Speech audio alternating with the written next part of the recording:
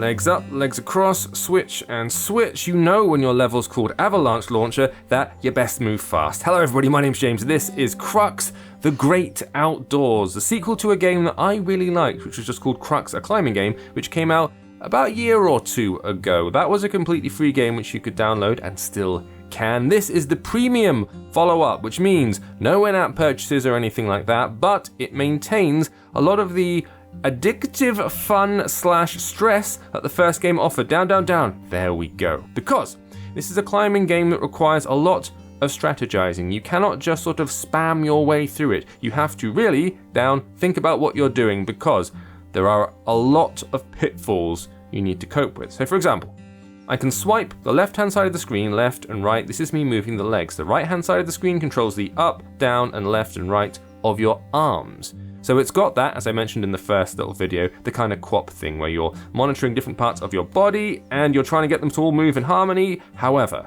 each of the pegs, each of the holding points that you're moving between have time limits. They count down. When they count down, you will lose your grip. The bigger the peg, the longer time you have to spend on that peg before everything falls apart. And if the peg has a little dot in the middle of it, that's kind of like a save point or a hold point. So you can hang on to them long as you like I'm doing right now. So let me grab my legs up here.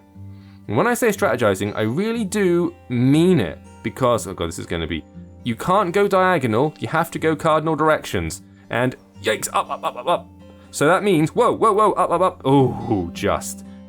You really have to work out where you're going, how far your character can stretch. I think this is me completing the levels. Yes, so I've already gone through all Alpine Adventure levels over there.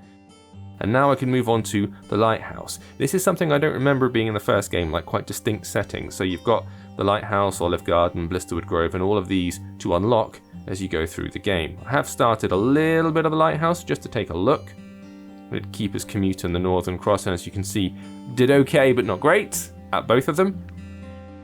It's maintained the kind of minimal style of the original game, but it has made some improvements. If you put them side by side, you can, didn't even make the first peg, definitely see a difference. So I'm going to quickly go over here, up, up, and up, and up. Ooh, right, that's tricky. So the plan here is, how can I get my legs up quick enough to follow the arms, really? Because if I hang on to that one peg, that's not good enough. So I need to go up and over, and then immediately up, and then up, right, and up. No, no, no, no, across, up. No, no, no. Yikes! There we go, to hold on to that first peg. Now I'm safe, at least for a bit.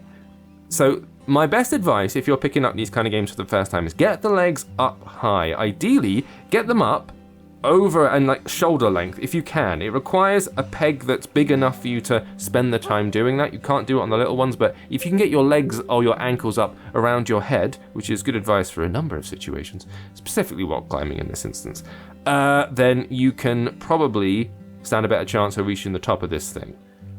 What I like about it is, even though it's quite, down, down, down, down, down. I just wanted to hold there. The nice thing about this is that even though it's stressful, it's like stress dressed in the garb of a kind of relaxation. So it feels quite chill in a way that, oh no, that's the wrong way to do it. I did that in the wrong order. Let me show you. If I go up, legs, up, and the legs first, then we can just dive across. Because you see how I can kind of stretch across 2 points with my arms here, and my foot stays in the same place? You need to use the feet to kind of bridge the gaps, generally speaking, because the feet don't count down, only the arms do. So I can now get my legs over there, bring my legs up, and we can start, let's see if I can get my legs up to follow, up and up, up, up, stretch, stretch, stretch, no! Okay, that's not the right way to do it. So let me try again. Up, and then up and over, and then up, nuts. We'll get it this time. Up, over, up, up. Ah, she can't quite stretch there.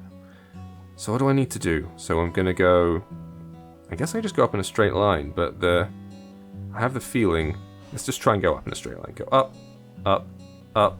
There we go, nice and easy. The presence of that peg on the right hand side made me feel like, should I be using that or not? But no, it's just giving me the option.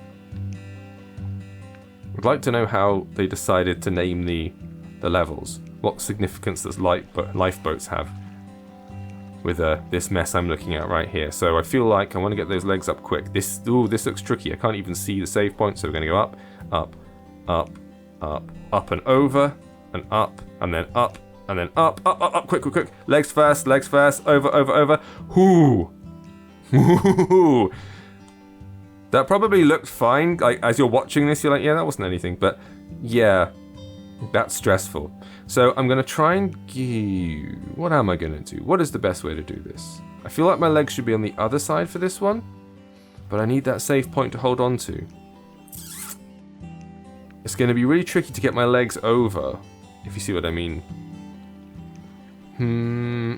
This might be, yeah, the wrong way to do it, but I'm going to try this. I'm going to go arms, legs, arms, arms, arms, arms, and then arms over. I can't reach because I need to get my leg over.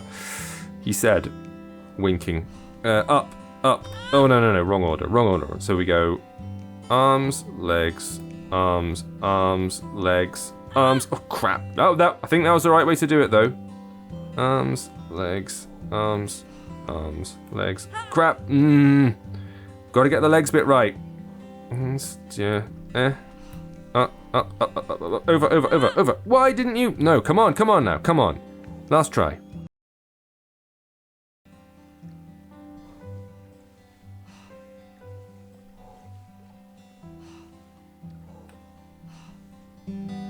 Folks, he figured out how to do it.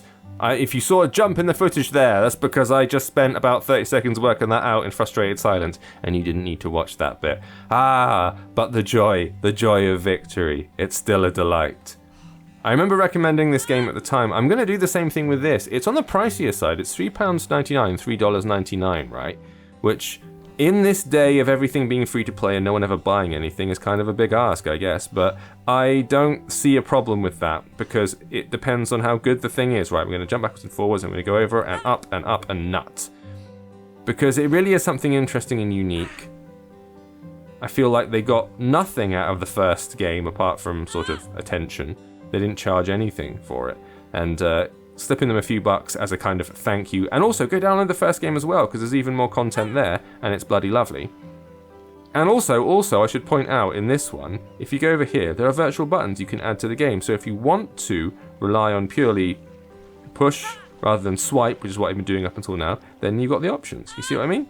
Now, I prefer the gestures because I'm just used to it, but it's there. It's giving you more options. There's even a Zen mode you can unlock, apparently. So, CRUX, The Great Outdoors, out right now, iPhone, iPad, Android. Thank you for watching. I will see you next time.